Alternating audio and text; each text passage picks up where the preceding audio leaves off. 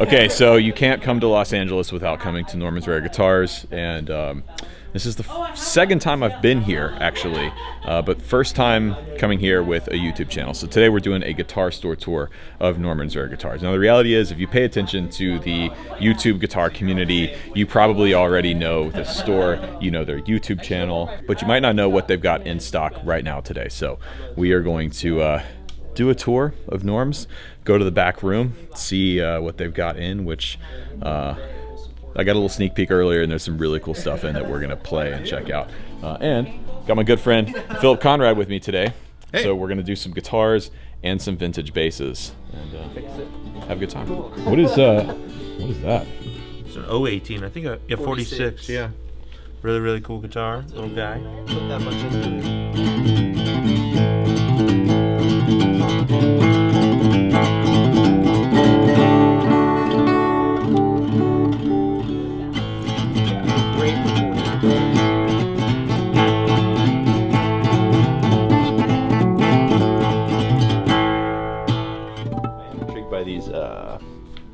Telecaster basses. Yeah, so these are both pretty rad. You're right, they can be a little temperamental, but Norm's good about picking the good ones usually. Yeah. He's kind of the red one, the good one. Norm is pretty. If he doesn't really like something, he doesn't let it in the shop usually. So 71 Candy Apple Red. That red is awesome. What a babe. That neck is huge too. It's like baseball bat. Baseball bat. Oh yeah. Which I love that. I like on basses. I don't want to play fast. I want to have like a good grip on it. It's just like, it's there. It's like you're holding a sledgehammer. Yeah. This is awesome, I'll tell you.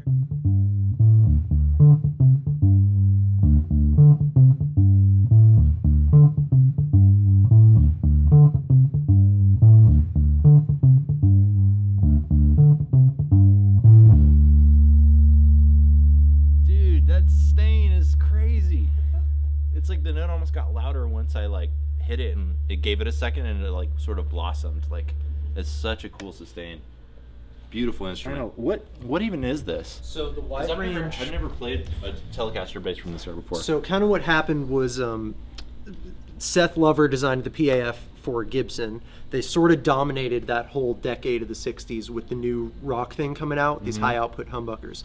So in 71, Fender also hired Seth Lover, same dude, to design a Fender style humbucker with the goal of like retaining the Fender sound but bucking the hum and having a higher output. So what he came up with was the wide range humbucker. It's easier to see on one of the 70s Telecasters, but it's a little bit bigger than a PAF would be. He splits where the pole pieces are instead of all being in a row.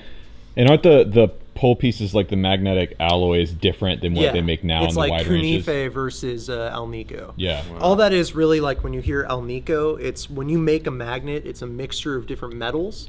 And Alnico, for instance, would be like aluminum, nickel, and cobalt. And then the number Alnico 2, Alnico 3 is the proportions of each metal.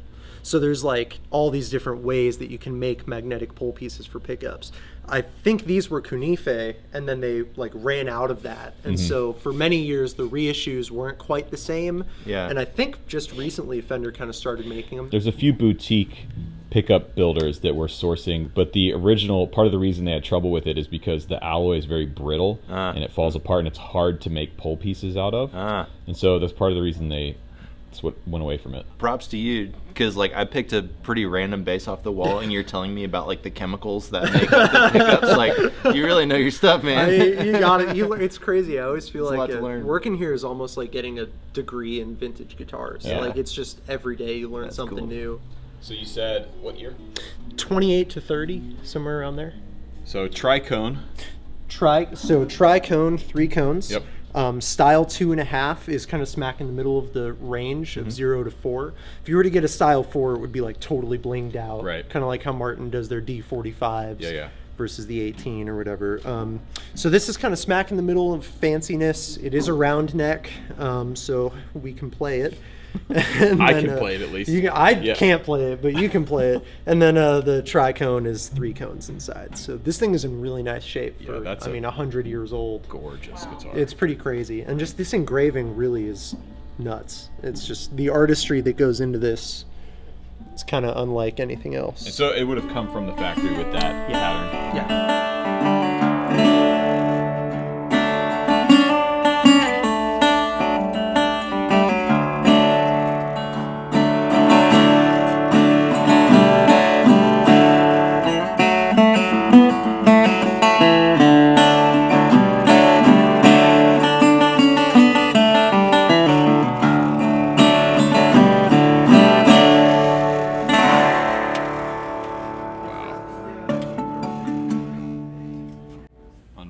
This is a prototype. It says EXP, so I think experimental, of the Gibson Barney Kessel.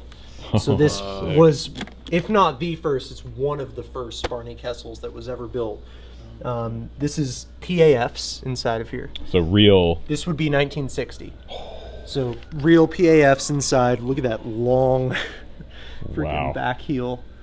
And this thing is lightweight, amazing woods. The finish is really rich, and it hasn't really faded out for 1960. It's pretty deep finish. And then, you know, there's some things on it, like he changed up the inlays for the official model, and I think this pickguard design might be a little different, but overall it's in stupid clean shape. And you can see inside, Style EXP for just experimental.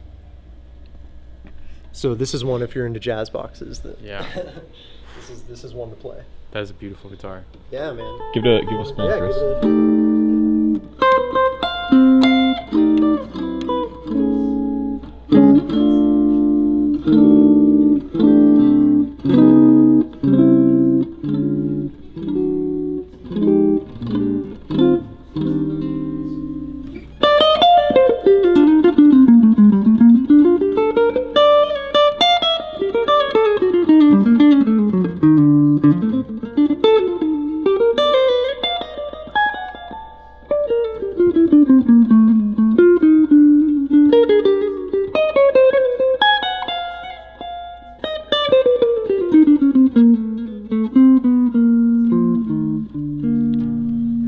This is beautiful, man.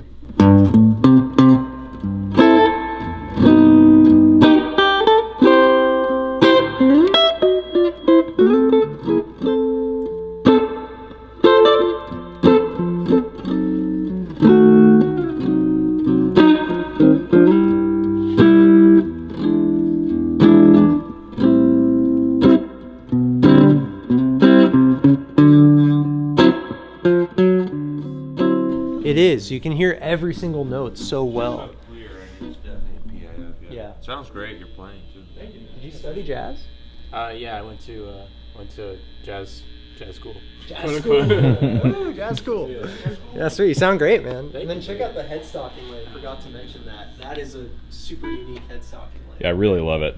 Yeah, That's super cool. Very cool. So, Rhett asked if I had any cool Les Pauls in the shop, and I said no, but we'll pull this one out just to look at it. I mean, it's all right. I don't know which one of us doesn't have a 53 Goldtop at this point. I mean, yeah, it's pretty pedestrian. It's a pretty, this is like Yeah. every kid in high school has one of these. I mean, it's kind of, yeah. So the story on these is that 52 was the first year. Right. They had the trapeze tailpiece. 53 they switched over to the wraparound, but early 53 they were still trapeze. So this would have to be a very early 53. P90s, you know, the neck angle's a little bit different. They ended up changing that into the 50s, and the Les Paul sort of went through all of its motions up until 59, where it settled on the sunburst two-piece stop tail thing. But this guitar is stupid lightweight for Les Paul. I mean, usually you hear Les Paul and your back starts hurting already, and this one just like maybe 7 pounds. Ooh. Feeling it? It's real light. For a Les Paul, 7 It's pounds? real light. Like feels like 7.5, maybe something like that.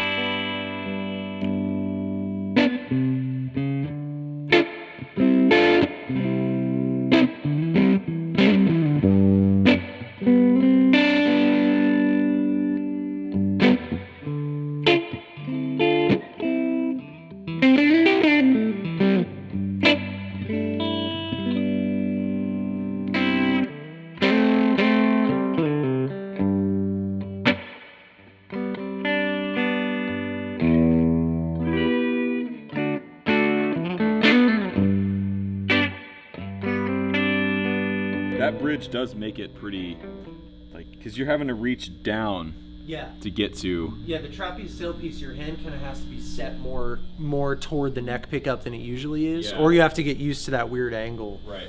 So it's kind of a unique thing to get used to. Yeah, like playing up here, it's like.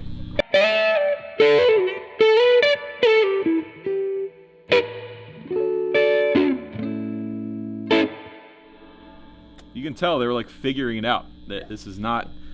There's some things that need to be changed. They ended up, I guess, changing not long after this. They changed it very quickly, actually. You know, they really took. The Les Paul went through kind of rapid changes all throughout the 50s. Right. Almost every year there's something different that they changed on the design, and it's mostly significant stuff. So, you know, these guitars had a lot of R&D in the early days. So, I'm so excited. what is this? That is a 1965 Thunderbird bass. Very cool bass, hard to come by, sort of the bass equivalent of the Firebird guitars. And they have just a crazy unique sound to them. That single pickup being right in the middle is pretty cool. Sort of like how a single pickup Casino is right in the middle instead of one side or the other. So those just have, you know, a very nice round tone to them. And we have flats on that now too, so it's extra smooth sounding, extra round low end. And Phil likes it. This thumb rest is like crescent moon. Yeah, it's crazy. bad. I don't know what to call it if it's not a thumb rest, because it's on the wrong side, like a grip. I don't know what they thought you were gonna do there. What I have read, I don't know if there's any truth to this, but like some of these early basses, like some dudes would like play them like this, where they would like play with their thumb. Yeah. Like if you, that's stupid to me, but Yeah.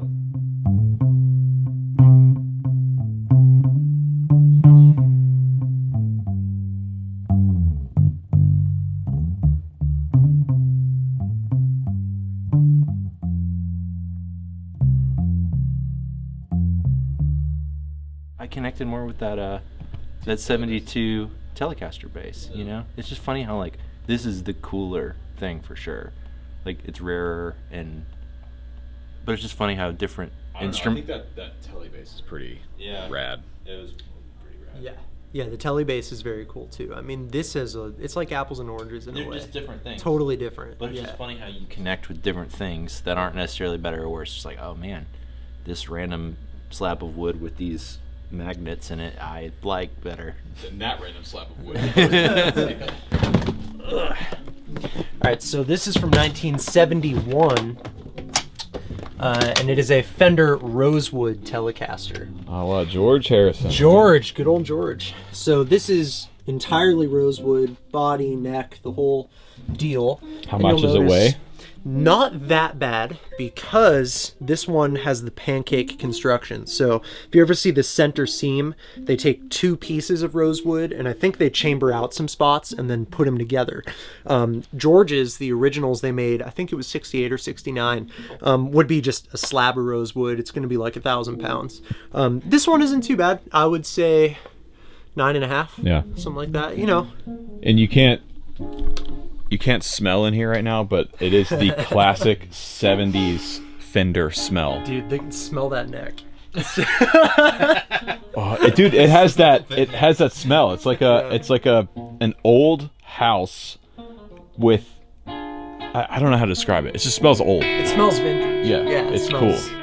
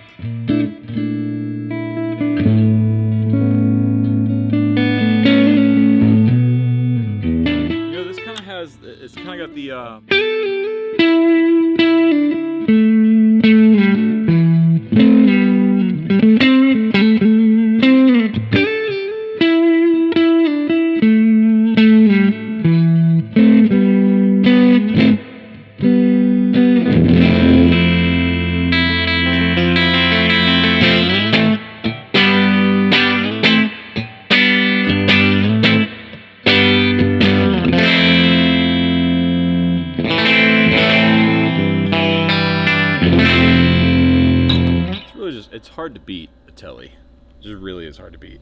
This one's weird though. It's like much brighter than I thought it would be, being Rosewood. This is great because I've got like 6 shots now of us walking back here again. Yeah. All right. So, in terms of strats, kind of hard to beat a 56. This thing is very nice. Yeah. 1956. I believe that the pickup covers are non-original, but the pickups themselves, I believe, are. Got your 5-digit serial on the neck plate.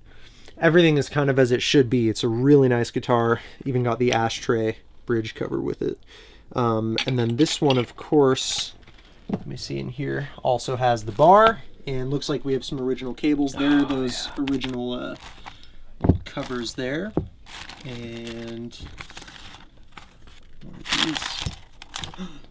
More strings. Vintage strings. Foreshadowing. And these vintage coily cables, Yeah, these are vintage so cool. coil cables. These sweet. Wow. So this would have the 3-position switch, right? This is a 3-position switch, Okay. and you can still get the blended ones. You just Right. have to do a bit of a balancing act. Right. And if you knock it the wrong way, it just kind of like pops back. Right. But you know, it's very cool. A lot of guys now even like the 3-way switch on some reissues. They'll get them that way. Really, just personal player preference. Yeah, when I play strats, I never go to the 2 and 4. Yeah, if you It's don't not my need it, thing. then it's so much quicker and easier to just know where you're at. Yeah. Because one thing with a 5-way switch, you can, if you're not looking, you're kind of soloing, just doing it, you can get lost. Yeah. Like, what position am I in? So, Yeah. you know, and then like a lot of these vintage guitars, it's V profile neck. Yeah. So, real comfortable for the thumb. I think this has been refretted, but a really good job. And it sounds freaking phenomenal.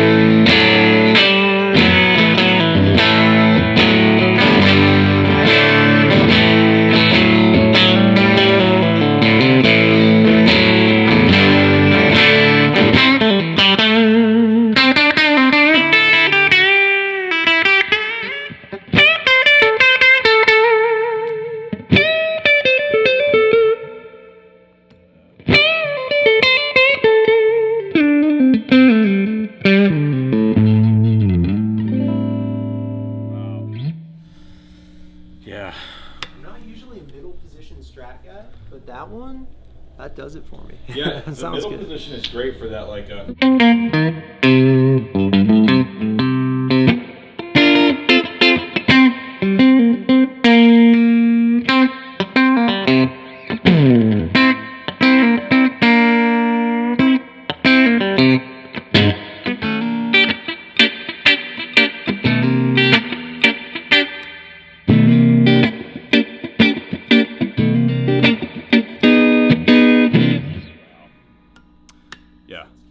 that does not suck.